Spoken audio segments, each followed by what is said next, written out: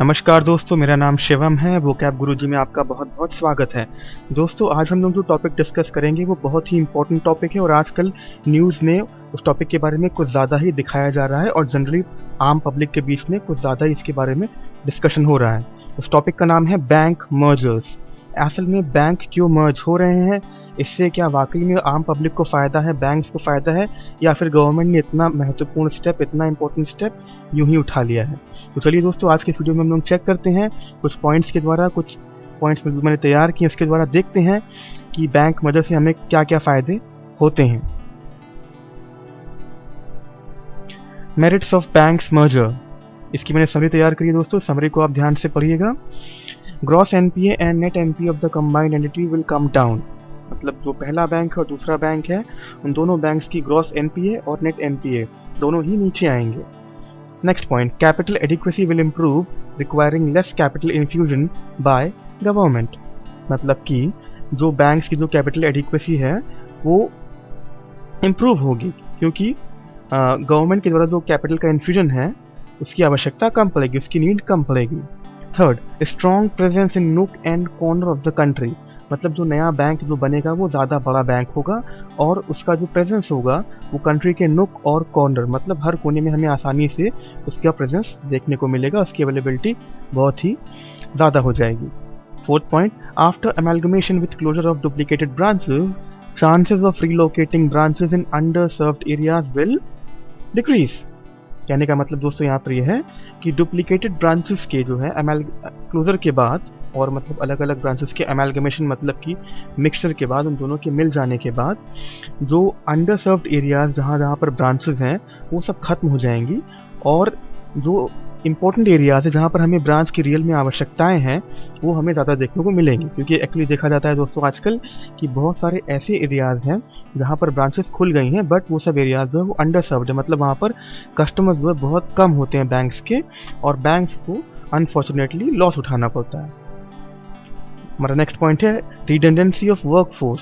Very soon we can expect a special VRS. मतलब जो work force है दोस्तों, उसमें जो फालतू के जो एक्स्ट्रा लोग आ गए हैं, या फिर ऐसे लोग जो नॉन प्रोडक्टिव हैं, या फिर ऐसे लोग जो कि एक्सीडेंटली बैंक में एंटर कर गए हैं और जिनके पास कोई इनोवेटिव आइडियाज़ नहीं, या फिर जिनके अंदर कोई अच्छी कैपेबिलिटी नहीं है, उनको बैंक्स हटा देगी और ऐसे बंदियों को लेगी जिनके अंदर कुछ क्वालिटी है और जो बैंक को रियल में मुनाफा, प्रॉफिट दिला सकते हैं। दोस्तों, हम यहाँ से कंक्लूड ये कर सकते हैं कि amalgamation is the right step. More public sector banks need to be merged like Dena Bank, United Bank of India, UCO Bank, etc., so that big global banking institutions can be formed which can compete with private sector and foreign banking institutions. मतलब ये जो amalgamation जो government कर रही है ये बहुत ही अच्छी बात है, क्योंकि भाई जो बहुत से जो छोटे मोटे बैंक्स हैं उन सबको मिलाकर जब गवर्नमेंट एक बड़ा बैंक बना देगी तो वो जो बड़ा बैंक जो बन के तैयार होगा वो प्राइवेट सेक्टर बैंक्स को टक्कर दे सकेगा, फॉरेन बैंक्स को टक्कर दे सकेगा, और जो बड़ा बैंक बनेगा उसका कैपिटल बेस बहुत ही मजबूत होगा। पॉइंट वाइज हम लोग देखते हैं कि बैंक्स का जो मर्जर है वो क्यों इंपॉर्टेंट है। Number 1, scale. A bank merger helps your institution scale up quickly and gain a large number of new customers instantly. मतलब जो है जब दो बैंक्स मर्ज होते हैं तो दोनों को ही लार्ज नंबर ऑफ नए कस्टमर्स जल्दी से जल्दी मिल जाते हैं। Not only does an acquisition give your bank more capital to work with when it comes to lending and investments, but it also provides a broader geographic footprint in which to operate, जो कि हम लोगों ने पहले discuss किया था दोस्तों कि नए कस्टमर्स तो मिलते ही मिलते हैं, साथ साथ जो है ज़्यादा इन्वेस्टमेंट मिलता है और एक ब्रॉडर जियोग्राफिक फुटप्रिंट मिलता है जहाँ पर बैंक्स काम कर सकते हैं। That way one can achieve their growth goals quicker. मतलब जो बैंक्स हैं उनके जो ग्रोथ के गोल्स हैं वो से जल्दी। नेक्स्ट पॉइंट है हमारा efficiency. Acquisitions also scale your bank more efficiently, not just in terms of your efficiency ratio but also in terms of your banking operations. मतलब जो बैंकिंग ऑपरेशन है वो भी इम्प्रूव करते हैं क्योंकि हमें अच्छी वर्कफोर्स मिल जाती है। Every bank has an infrastructure in place for compliance, risk management, accounting, operations and IT. And now that two banks have become one, you are able to more efficiently consolidate and administer those operational infrastructure. Financially, a larger bank has a lower aggregated risk profile since a large number of similar risk complementary loans decrease overall institutional risk. कहने का मतलब दोस्तों यहाँ पर है कि जब दो बैंक्स मर्ज होते हैं, मिलते हैं, तो उनके रिस्क मैनेजमेंट, अकाउंटिंग, ऑपरेशंस और आईटी के जो मेंबर्स होते हैं या फिर जो ऑपरेटर्स होते हैं, डिवाइस होते हैं, वो सब मिक्स हो जाते हैं। तो इससे क्या होता है, एक जो बड़ा बैंक जो बन के तैयार होता है उसके पास ज़्यादा फैसिलिटीज, ज़्यादा सुविधाएं, ज़्यादा रिसोर्सेज अवेलेबल रहता है और फाइनेंशियली भी वो बैंक बहुत ज़्यादा मजबूत रहता है और रिस्क जो है बैंक का इंसॉल्वेंट होने का वो घट जाता है। नेक्स्ट पॉइंट देखते हैं हम लोग, talent and team upgrade. While not a fact on the balance sheet, every bank benefits from a merger or acquisition because of the increase in talent at leadership's disposal. An acquisition prevents the possibility of bolstering your sales team or strengthening your team of top managers, and this human element should not be ignored or downplayed. कहने का मतलब है दोस्तों, talent और team को एक upgrade मिलता है और ओवरऑल देखा जाए तो बैंक को देखते हैं मुनाफा होता है। Business gaps field.